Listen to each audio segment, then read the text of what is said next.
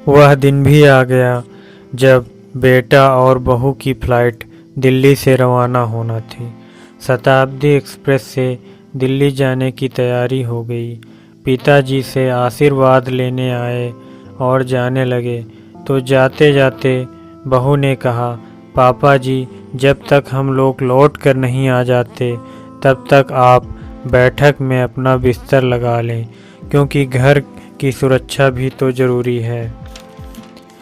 बेटा ने भी सुर में सुर मिलाते हुए कहा था, हाँ पापा, आप बैठक में ही लेटना आज से। बेटा बहू के विदेश जाने के बाद अगले ही दिन से कमलेश ने पूरे मकान के ग्राहक देखना शुरू कर दिए। बहुत ही धैर्य से काम लिया, लेकिन धैर्य का बांध टूट ही गया था। पत्नी की तस्वीर के सामने खड़े होकर बड़बड़ाते हुए अपनी व्यथा बताने लगे। देखा विमला, कैसा व्यवहार किया है मेरे साथ। मेरा घर, मेरा मकान, मेरी कमाई, सब कुछ, कितने कष्ट मिले, कितनी कठिनाइयों को सहन किया, और जिसके लिए सब कुछ सहा, वही कैसी ठोकरें मार कर कहाँ से कहाँ तक ढकेलते रहे हैं। जैसे इनके ऊपर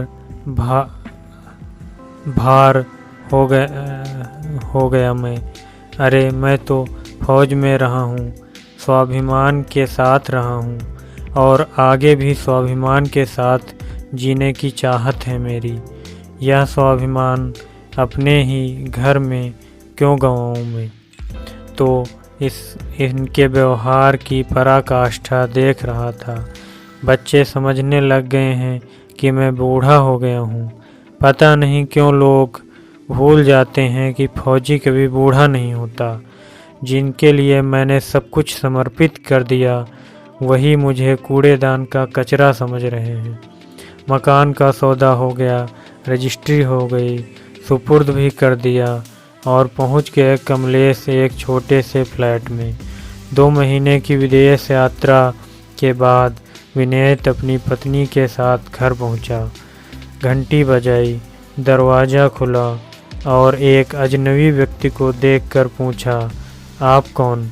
दरवाज़ा खोलने वाले व्यक्ति ने कहा, प्रश्न तो मुझे करना चाहिए कि आप कौन। विनीत बोला, अरे यह हमारा घर है और हमारे पिताजी कहाँ हैं? तुम्हारे पिताजी ने यह मकान हमें बेच दिया है और वह दूसरी जगह पहुंच गए हैं।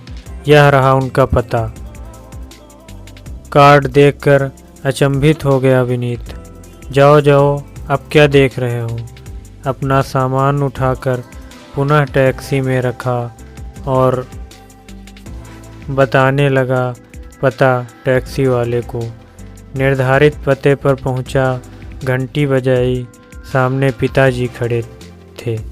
दोनों ही इतने ज़्यादा विचलित थे कि पिताजी के पैर छूना ही भूल गए।